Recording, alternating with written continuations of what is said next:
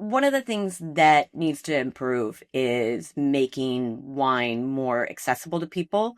In the past, wine has felt like it's been up on this pedestal, but making that information more accessible, making it more social, having the conversations around wine where it's not that here we are, we're going to taste this wine, we're going to talk about this wine, it's going to be very serious, we're going to bust out the map, we're going to, here is a fact sheet about the wine, but making it more of a social thing. Because for me, what wine is in my life is it brings people together.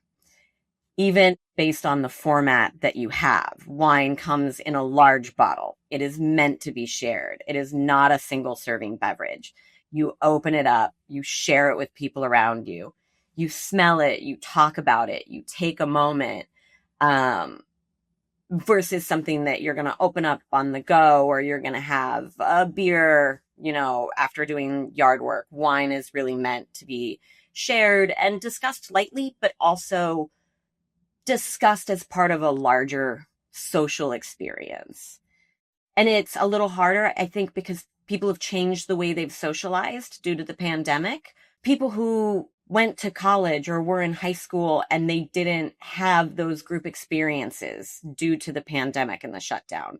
So they're socializing now more over video games and Zoom calls versus getting together and going out to dinner. So taking wine and showing people that it can bring them together, and bring the conversation with it around a shared table is something that I think is changing and needs to continue to evolve.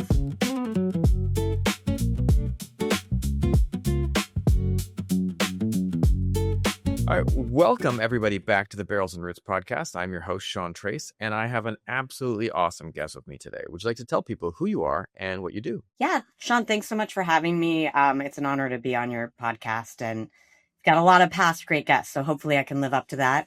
I'm Janell Harris. I'm the creative director at Stag Wine Cellars, Col Solare in Washington, and Antinori Napa Valley. Also working on the Marchese Antinori portfolio of wines here in the U.S. market. That's awesome. Well, you've got such an interesting background in wine, but what first drew you to wine in the first place?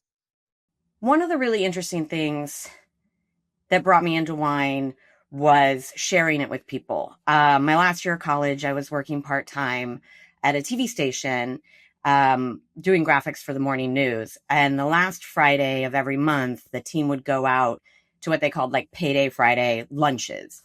And I would go with them, and they would have these really amazing, lovely, like Michelin starred lunches paired with wine. And this was my first time really being exposed to wine and talking about wine and pairing wine with food. And I just really enjoyed it. Like I would come home and that lunch would cost me like all the money I made that month. Right.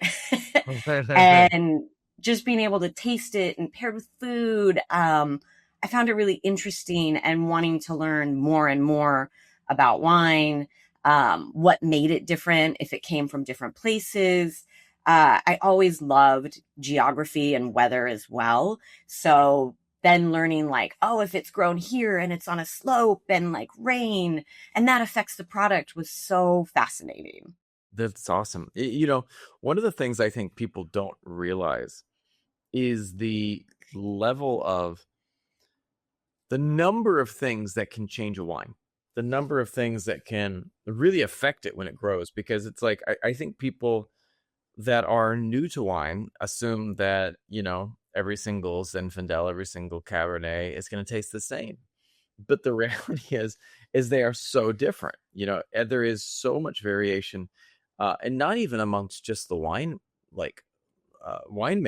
but just in the grapes grown in different regions. And so it's so interesting to hear that. But as you were starting to learn about wine, what were some of the steps that you took to become more knowledgeable about wine?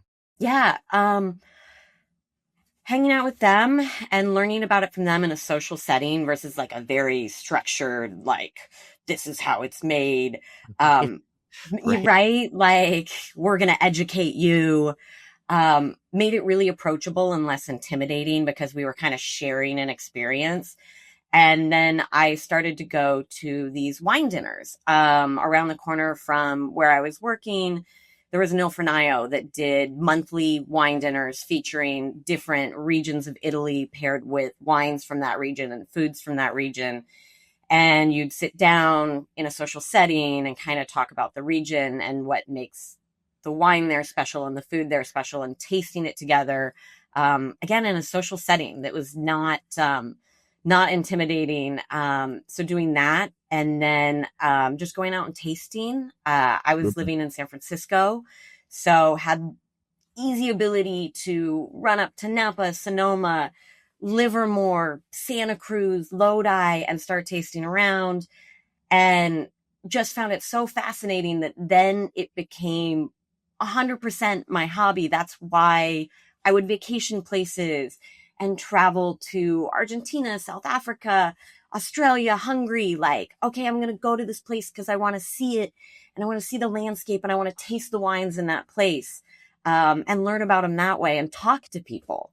That's the best way to learn. It's like one of the things that I love is being able to go to the place and experience something, whether that be, I remember, the first time I loved Vietnamese food, but I remember the first time I moved to Vietnam and had Vietnamese food, it was like, oh, so that's how it's done. That's pretty amazing. When you can go to a place and experience something in that place, it's absolutely amazing.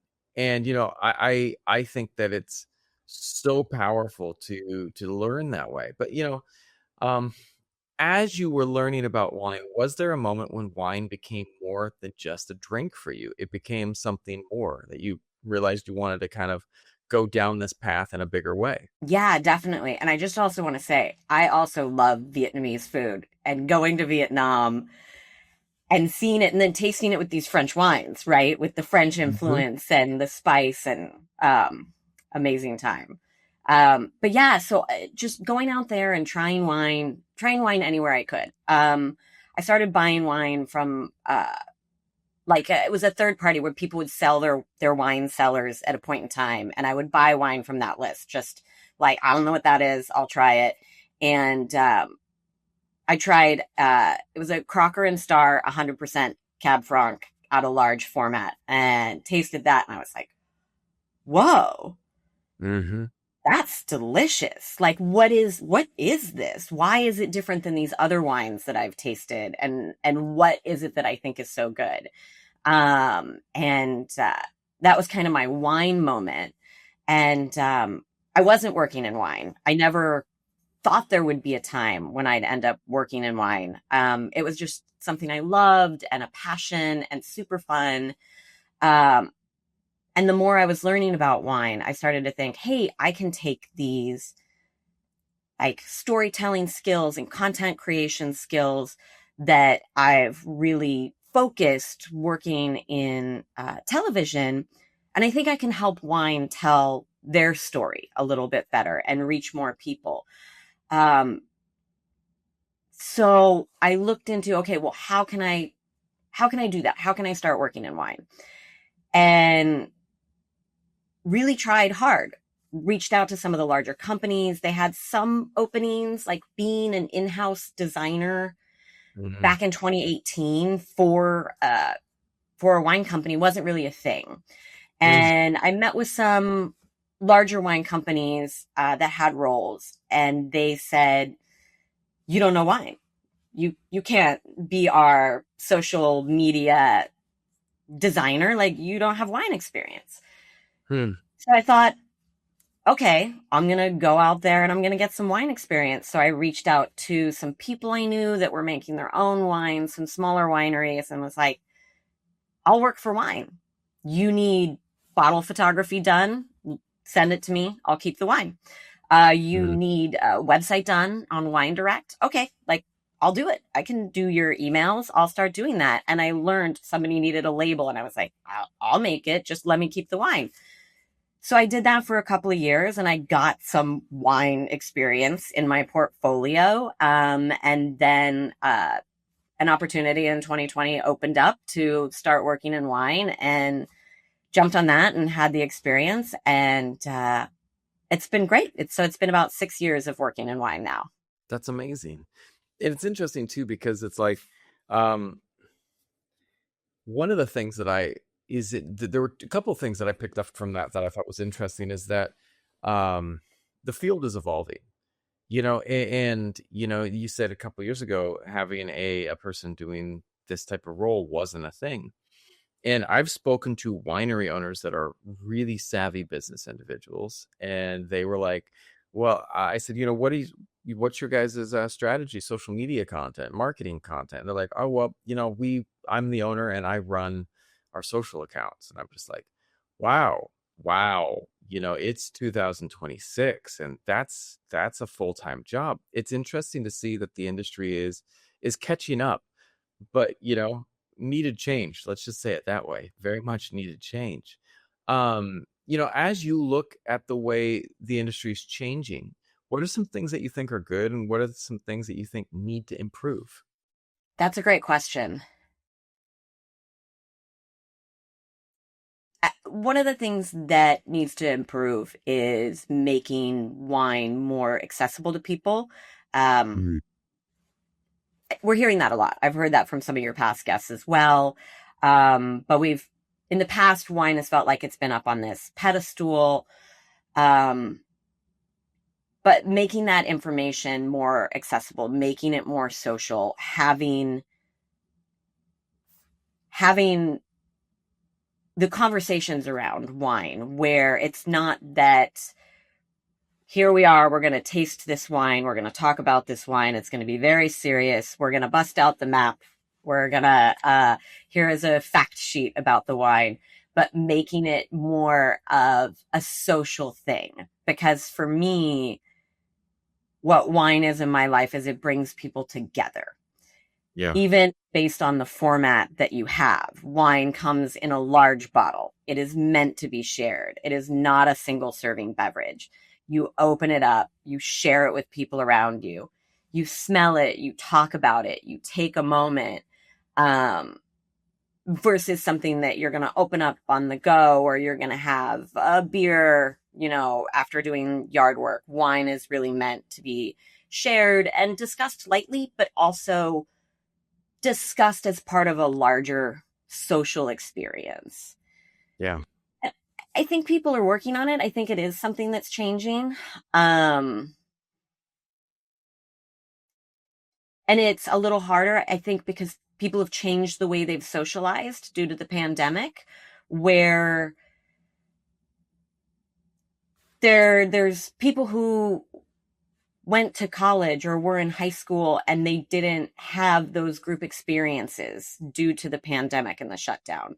So they're socializing now more over video games and Zoom calls versus getting together and going out to dinner.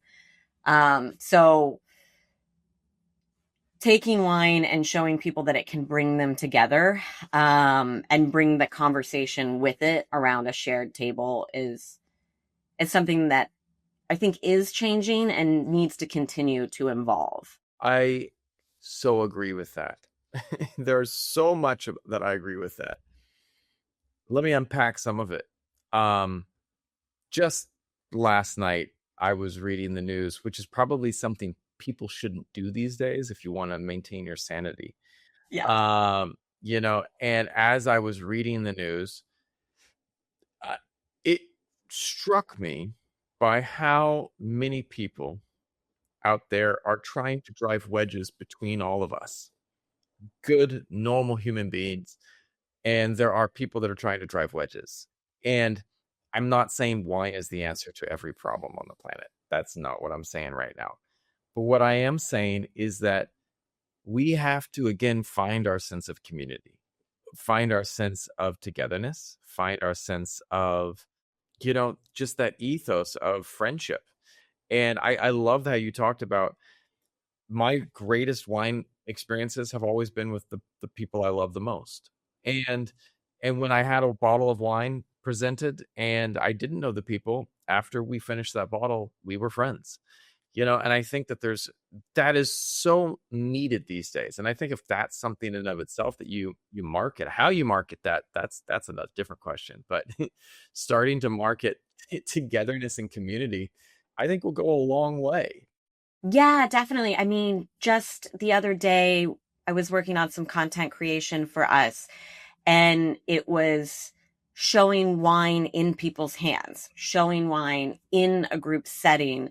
That this experience that we're offering is a communal experience of six people around the same table, sharing the wines, sharing the bites, and talking to each other, and trying to show people that's what we're doing here versus always having a bottle of wine, a single glass, and a beautiful view, or a cheese plate and a bottle of wine, as Hmm. well as trying to show wines with different kind of pairings, right?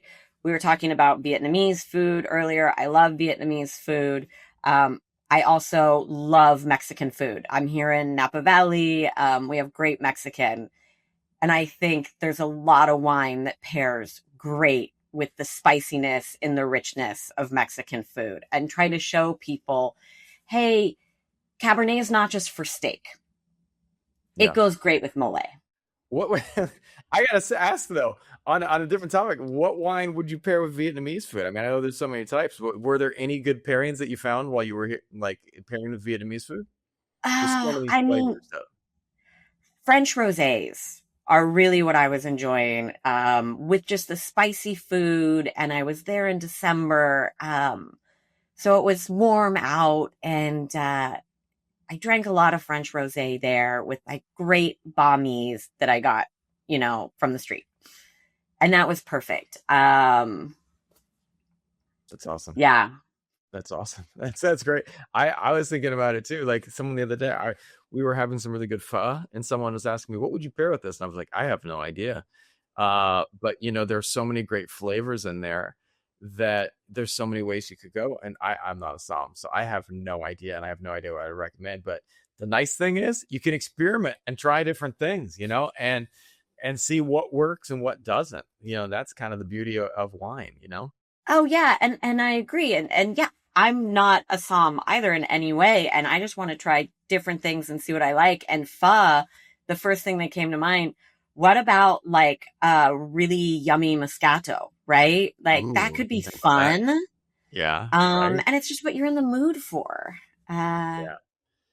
I love that as well. Even it depends on the time of day. Like for me, one of the I had a oh, what was it?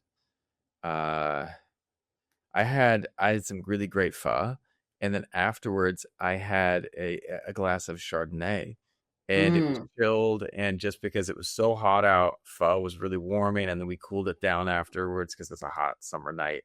It worked well. I mean, the flavors were all over the place, but it just hit right. And maybe a different shard wouldn't, but I don't know, man. It was fun like that. But I want to ask you though, because um, before it was your career, did wine have a very special meaning to you? You talked about how you got into it, but like, was wine as meaningful before you got into the career, or did making it your work and part of your life make it more meaningful to you? Yeah, I mean, wine was meaningful to me as I thought it was just so fascinating. And it's become more meaningful to me as part of my career, especially because I really had to fight to make it my career. I really wanted to make my passion for wine my profession. And I Right. had to convince people. And that gave it a lot of value. And now that I'm working in wine, I have a different understanding of it, and seeing how handcrafted it is, how much work goes into every decision, things that you might think or not even think about, like the capsule, the cork length, what shape glass we're using, um, and the work in the vineyard as well. Just the multiple decisions that have to be made that impact the wine. And I really have a better understanding now of how, like, winemakers get only a certain number of vintages, right? I have undo in Photoshop. Mm. I can change stuff. I Yep. can do Right. multiple photo shoots. But winemakers, they get one. And if they made a decision to prune a different way or change the placement of the vines, that could impact that one vintage. And it's like the beauty of like the simple actions, the simple things that can be done are under like not understood enough, because the change is constant. Every single year, every single vintage, every single, like, you might have a guy who is running late for work and something happens and it causes a choice to be made that's different, and the wine's going to turn out different. And it's wild like that, because you just don't see this in so many areas. But in wine, you see this very powerful connection between choice and the end product. You don't see that with beer. You don't see that, cocktails you do, but there's always trying to aim for something. But with wine, obviously the winemakers are aiming to make the absolute best wine they can, but there's variation and it's celebrated. And in the same way, the only other places that I can think about it, expressing that would be the art world, where art is celebrated for its variety. Wine, I believe, is the same thing. We celebrate the variety that comes with wine, and I think that it's so interesting to me that we can still be. I don't care how many wines you've had in your life. I don't care if you are like a master somm and you've done this for a long time. Wine will still surprise you. There will still be a glass that you have poured for you and you go, I wasn't expecting that. And it could simply be where you're at that day. I had one of my favorite glasses this last, couple years, was a glass I had in Vegas. It was a horribly cheap wine. It was a Pinot, and it was nothing fancy, but yet it was the fact that I was there with my wife, and we both she had a cocktail, I had a glass of wine. We went up to our room, and we had this room facing the sphere, and we just sat there for, a couple hours. I had a second glass of Pinot. She just sat there and enjoyed it, and we watched the sphere until we fell asleep. In that moment, like, wasn't great wine, but it was the togetherness that we had as we shared that. So I love the differences that can be in any glass. And certainly it wasn't a bad Pinot, but it was just what was perfect at that moment. And that's one of the things. It's almost like Zen in the art of wine. It's like there's always the right glass at that right time. Yeah, and I agree. I mean, winemaking is an art. And it's these choices, like the winemaker is thinking, what kind of wine do I want to make? They're not thinking, this is what I have. What am I going to do with it? Right. They're like, this is the wine that I want to create, in the same way an artist is starting a painting and they're thinking, what is this painting that I want for me? Yes. Yeah. Um, and, and same with music, right? It's the creative aspect. And I just love that. I love it too. And it's interesting too, because I love that you bring up music, because you get some wines that are like a country music song, another wine's going to be a Beyonce, and it's like there is something for everyone. And that's one of the things I try to tell people when they've had a glass. I've tried wine and I'm just not into it. And I said, well, you know what? Keep trying. You'll find the wine that works for you. My wife is like, I'm not a huge fan of wine. And I said, okay, well, and then we tried some different wines, and then she tried some rosé, and she's like, okay, all right, well, now we're talking a language I can handle. This is fun. This is special. And but it took the process of figuring out to get there. But circling back to you as a creative director, how do you tell the story of something as sensory as wine? How do you tell a wine story? Yeah. I love being able to tell the stories about our wines and what we're doing. And I really focus on the handcrafted aspect of it, the people behind these wines, Yeah. that they're in the vineyard making these decisions, and they're in the winemaking area making these decisions, because wine is made by people. Yes, it is. And telling that story as well as being able to tell the story of the place, because for Mhm. me, wine is people and place and art. So, for example, we at Stag's Leap Wine Cellars pick our grapes at night. And I was like, cool, I want to come out there and film this. So what time should I be there? They're like, 2 a.m. Whoa, wait a second. That's pretty early. But to be out there at 2 a.m. and feel the stillness of the night, and then watching people hand pick grapes very quickly but very delicately from our vineyard, and then take them right over to the winemaking facility, to watch that process and see it and be in the place is so magical. It's one of my favorite things. In addition, and this one I don't know how to tell the story of, at harvest time, there is this like grapey smell in the air. Yes, I talk to my wife about it all the time. Like, it's my favorite thing about the Napa Valley and of any wine region. When you are there, and I told my wife about this so many times, but the last time we were in St. Helena and they were in the middle of a harvest, and the whole valley smelled like of wine, and it was wild. And she's like, "What is that?" I said, It was actually during the crush, and she Yeah. was like, yeah, she's like, "What's happening?" I was like, "That's the crush. They are, getting all that good juice and crushed down." And she was like, "That is the most magical thing I ever smelled." And I said, "Exactly." And that's one of the most beautiful things about wine. It was super powerful like that. Yeah. I mean, you drive with your windows down and it's just everywhere in the valley, and it feels so special. And you're seeing grapes on trucks, and I love it. It just feels magic. Super. 100% agree. When you If you were to go and pick a wine right now, you are, hosting a party, have some friends coming over, and they're not big into wine, but you need to pick three different types of wine that you're going to serve at your party for these people who are, just getting to know wine. What are you serving at that party? Oh, that's a great question. I would have a sparkling wine to start. Um, I personally love sparkling wine as well, and I think Yeah. it adds a festive feel. Anytime you hear that cork pop, it's just like, Mm-hmm. It's a um, party. right? So I would definitely do that. If it was daytime, I would stick with a lighter style wine. Um,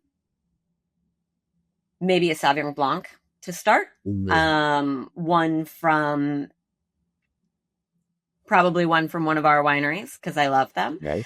Yeah. Um, and if it's daytime again, I would include a rosé, or I would do probably a light red like a Pinot. If it was evening, I would include a Cab. I think Cab is a wine that's very different based on the producer. So having one that people could get into and try. I think having those three wines on the table give people an option that they would feel comfortable reaching for, as well as wouldn't be intimidating, right? If I pour a super dry German Riesling, people might not know what to do with that.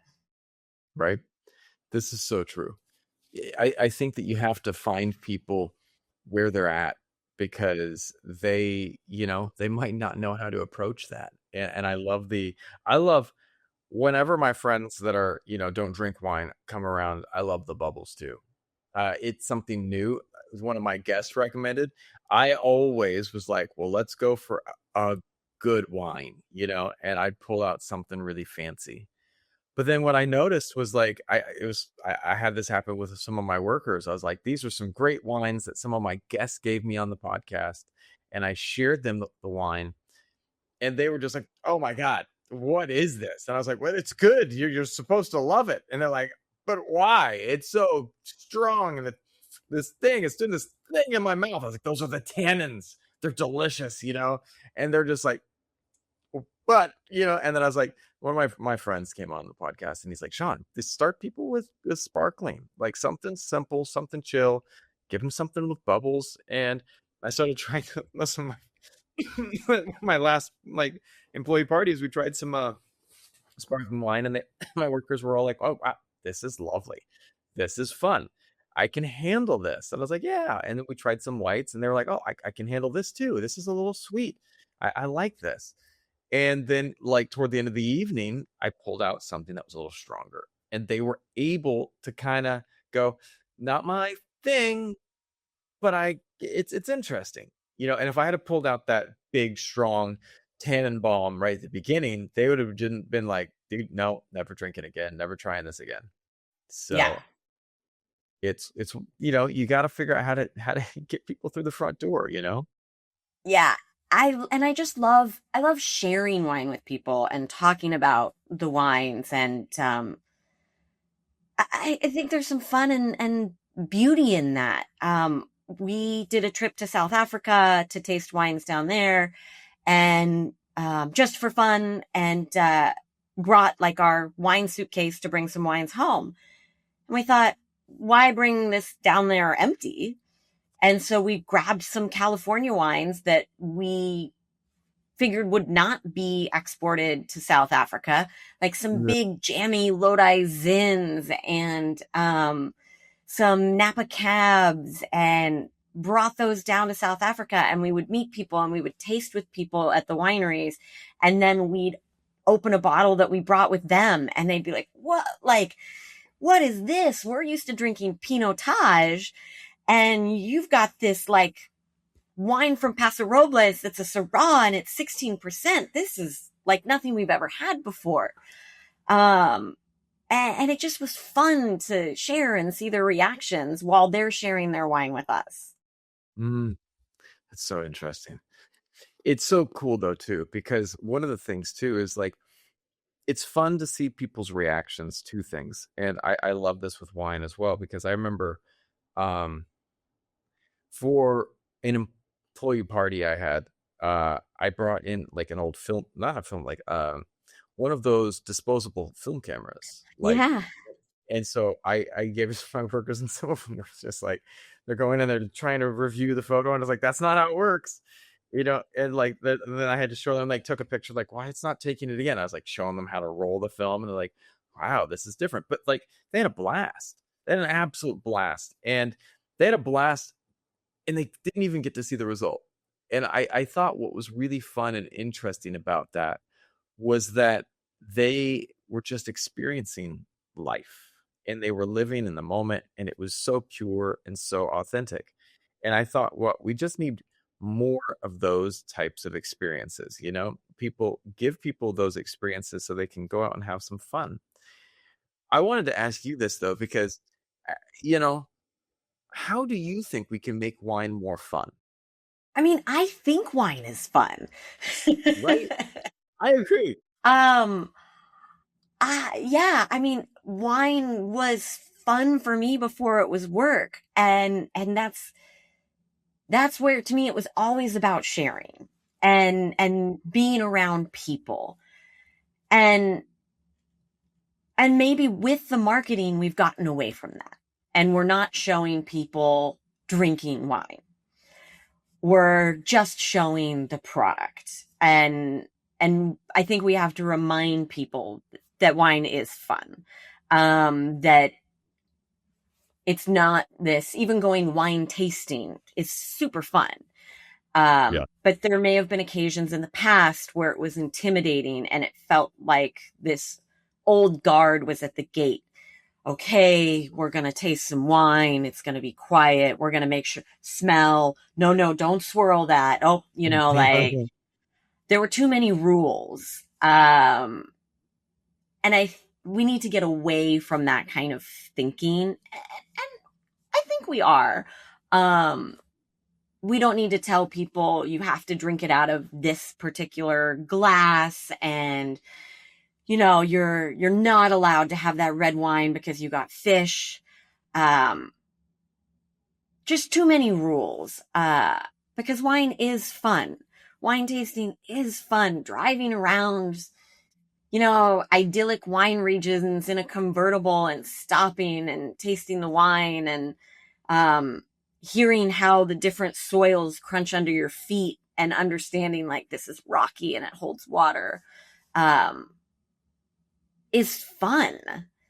Yeah. Ordering a bottle is fun. Like I said, the champagne, like, boop, I know you're not supposed to open it like that, right? Like, I know that's the rule. Open it quietly. That's not necessarily as fun. I'm with you on that. I think that I love that. I remember in college, some of my first experiences with wine. Luckily I was going to college in around the Napa Valley, so we had great wine that we had access to. But we didn't understand what we were doing. And I think we broke pretty much every single rule, but we had a blast doing it. It was ridiculously fun. And we were you know, just enjoyed it. It was about pure enjoyment. And so for me, I think that's one of the things I'm trying to remember, and try to bring to this channel is like helping people realize how fun this is, because Yeah. it is fun. And I mean, it's like, I don't think there's been a wine tasting that I've been on in the last couple of years that's not ridiculously fun. Like the experiences, the host, people are just having a blast.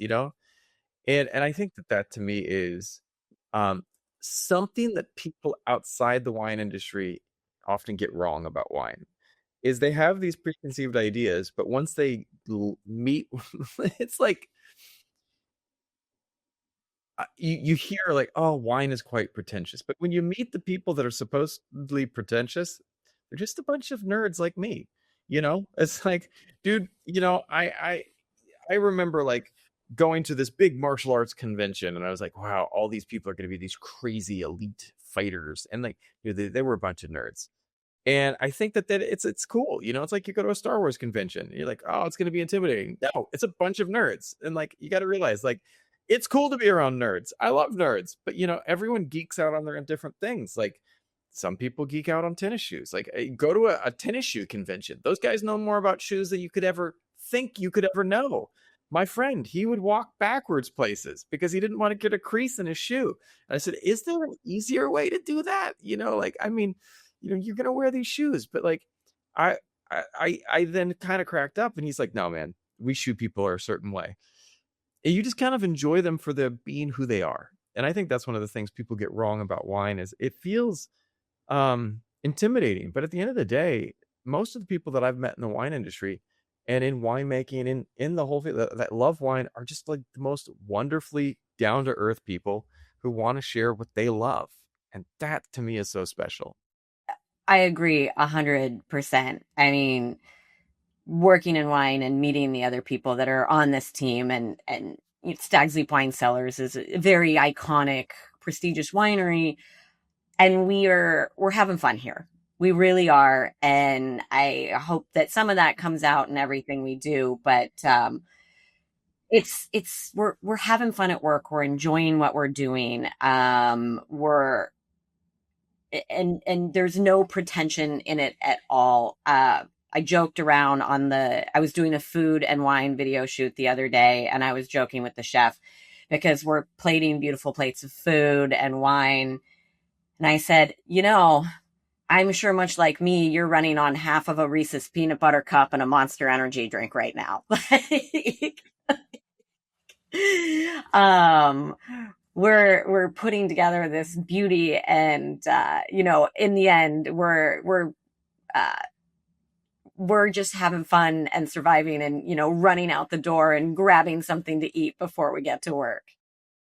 Yeah, but you're enjoying every last minute of it, and that's what I think is like I try to find the joy in it. And to me, like, when I'm tired and I'm showing up for podcasts and it's late at night for me, it can be tiring. But then again, I remember like why I do it, because I love the things that I'm sharing, and I think that's the joy that I think I try to bring to all this. But like, for you, I want to ask you another thing. Like, if you were to answer this question, how would you answer it? At this point in your life, why wine? What would you say to that? Why working in wine, or why drinking it, or Let me rephrase that. Why is wine still important? To me, because it's an art. It truly is an art, just like music, photography, paintings, literature. It's something that's so enjoyable and unique to place and time and vintage. And even tasting older vintages of wine and thinking about what was happening in that time almost feels like time travel. Being able to go back in time and talk about what was happening the year that was made um, just brings me so much joy and the social aspect of it. I am pretty extroverted and being able to share something that I am so passionate about with other people would be why wine right now in my life. And wine will always be a part of my life. I love that. I love that. If after we're done tonight, or today, you say, "Hey, you know what? I want to go and grab a glass." What glass are you grabbing for yourself today? Well, you know what? I don't know yet. After we wrap up here, I'm going to go meet some friends and do the Napa Valley wine train. Nice. Um, so we will most likely meet at the train depot and have probably a mimosa while we wait to board the train. And on the train, they have a couple different wine packages. So I'm not sure just yet what we're gonna do. But my first glass will probably be a glass of sparkling wine, and then I will look at the different flights that they offer on the train. That's awesome. Well, There's let six of us us, so know. we're gonna get a couple bottles though. You guys are gonna have some fun. Let's just say it like that. That sounds awesome. And the wine train is such a beautiful scenic trip that I'm envious right now. But I hope you have a beautiful time. And where can people go to find out more about you and what you do? Um, So if they want to find out any more about the estates, head over to our websites or Instagram. For me, if they want to find out more about what I'm doing, LinkedIn is a great place to catch up with me there.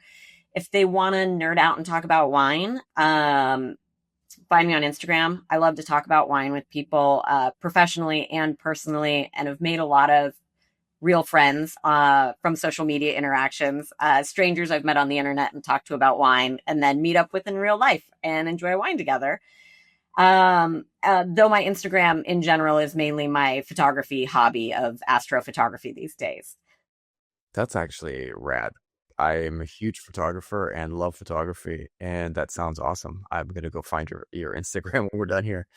That was my 2020 pandemic hobby that I started because you can That's go awesome. out to national parks by yourself and be alone and needed to pick up a new art because it felt like the world was ending. Right? But you know what? Absolutely amazing. An amazing hobby to have no matter what. To be able to go out in nature and just chill to me is like the best at the festive times. And when the world is in chaos is even better, you know? Yeah, and it's nice with the long exposure photography because for sure I'm getting all set up and then it's a long exposure. So I'm having a glass of wine sitting out I've done it in our vineyards, wet or in Death Valley, and sitting there and taking everything in and enjoying a glass of wine. And I love to do it with friends as well.